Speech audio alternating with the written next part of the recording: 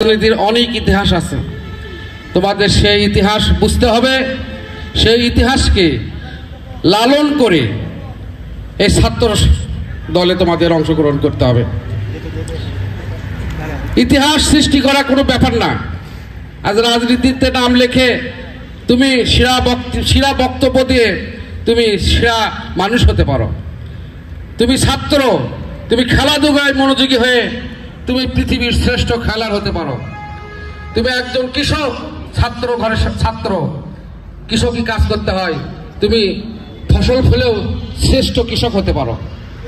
এটাই ছাত্র দলের নিয়ম, এখান থেকে ছাত্র দলের সৃষ্টি। তাই আমি অনুরোধ করব, যার লেখাপড়া নাই এমন ছাত্রও বলে ছাত্র সংগঠনের সঙ্গে থাকে, তারাও ইতিহাস সৃষ্টি করে পারে। বলে কেমন করে আমি ইতিহাস সৃষ্টি করব?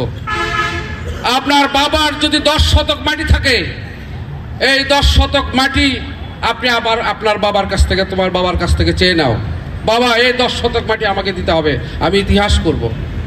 একাই ওই পুকুর খোঁড়ো, 10 বছর ওই পুকুর খোঁড়ো, দেখবে মাটি এক জায়গায় খোঁড়ো, এক জায়গায় মাটি পাহাড় করো, উঁচর করো, কি হয়ে গেল? ইতিহাস সৃষ্টি হয়ে গেল।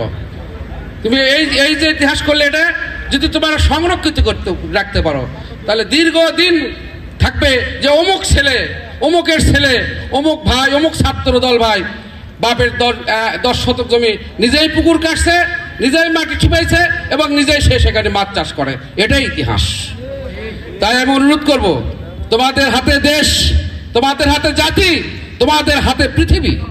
আমি অনুরোধ করব, এই ছাত্র সমাজে যারা আজকে নেতৃত্ব দান করবে, নেতৃত্বে যারা আসবে, তাদেরকে দীর্ঘ 17 বছরের অভিজ্ঞতা কাজে লাগিয়ে তোমরা রাজনীতিতে ইতিহাস সৃষ্টি করবে। এটা আমাদের আশা, এটা আমাদের চাওয়া, এটা আমাদের পাওয়া।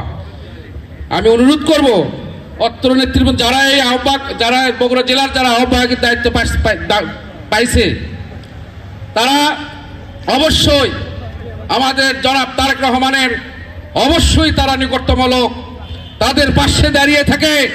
তোমরা যদি এই রাজনীতির মাঠকে কম্পিত করতে পারবো, তাহলেই তোমরা ইতিহাস সৃষ্টি করতে পারবে।